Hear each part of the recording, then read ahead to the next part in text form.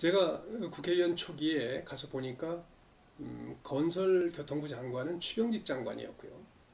우리 부천안 인터체인지와 관련되는 분야인 한국도로공사 사장은 손학래 사장으로서 철도총장을 마쳤습니다만 그 이전에 건교부에서 잔뼈가 굵었던 건설행정의 아주 베테랑이었습니다.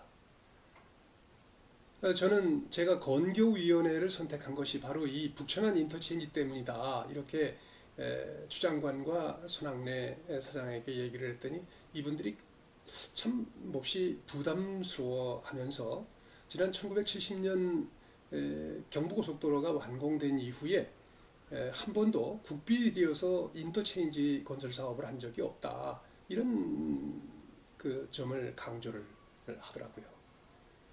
그래서 제가 판교 인터체인지를 예를 들면서 그건 어떻게 해결했냐 하고 물었더니 그것은 분당 신도시를 건설하면서 그 부대 사업으로 판교 인터체인지를 추진한 것이다. 이렇게 얘기를 하더라고요. 그래서 제가 아산 신도시 얘기를 했죠. 아산 신도시가 완공이 될 때를 생각해봐라 말이지.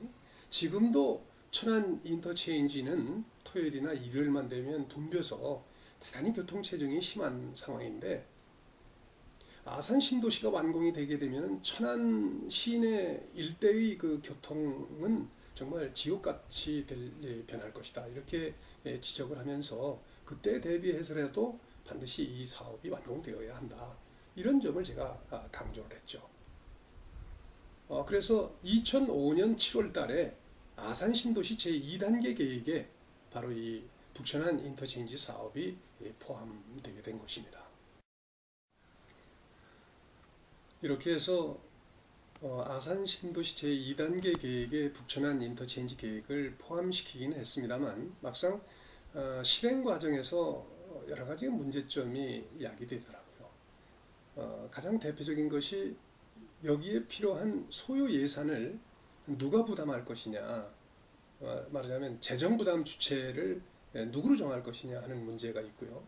두 번째는 인터체인지가 설치되는 지점에 절대 농지, 즉 농업진흥지역이 포함되는 문제와 관한 그 갈등 문제였습니다.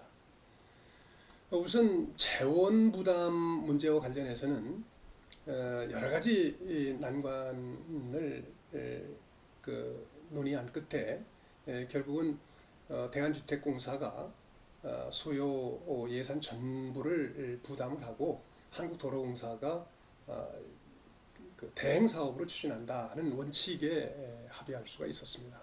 총 사업비는 627억 원으로 이렇게 추계를 했고요. 그 뒤에 제가 국회의원으로 재직하고 있었던 2008년도부터 본격적으로 공사가 시작이 돼서 8년, 9년, 10년 동안에 454억이 집행이 되었고요. 나머지 173억 중에서 2011년 올해 예산을 뭐 넣네 못 넣네 한참 그 갈등이 오가다가 결국은 한 50억 정도를 변통을 해서 투자를 하고 나머지 123억은 2012년 이후에 반영하는 것으로 그렇게 낙찰이 된 걸로 알고 있습니다. 그리고 인터체인지를 건설하는 그 지점의 농지 편입 부분과 관련해서는 제1안을 입장면 용적리, 흑암리 부근으로 인터체인지 그 지점을 생각을 했었고요. 그 두 번째 2안은 바로 이제 선거면 3공리 부근, 그리고 3안은 3공리보다 천안 톨게이트 쪽에 좀 가까이 있는 지점이었습니다만 3안은 지나치게 기존 인터체인지에 가까이 있다는 이유로 배척을 하고요. 1안과 2안 중에서 선정해야 했는데 제가 박흥수, 지금은 고인이 됐습니다만 농림부 장관을 직접 만나서 담판을 진 결과 제1안의 경우에는 일개 마을이 전부 인터체인지에 들어가야 되고 또 농업진흥지역이 과다하게 편입된다는 문제가 있다고 난색을 표시하기 때문에 현재의 그 선거읍 3공리 인근 지역으로 이렇게 북천안 인터체인지의 구체적인 위치를 설정하게 된 것입니다.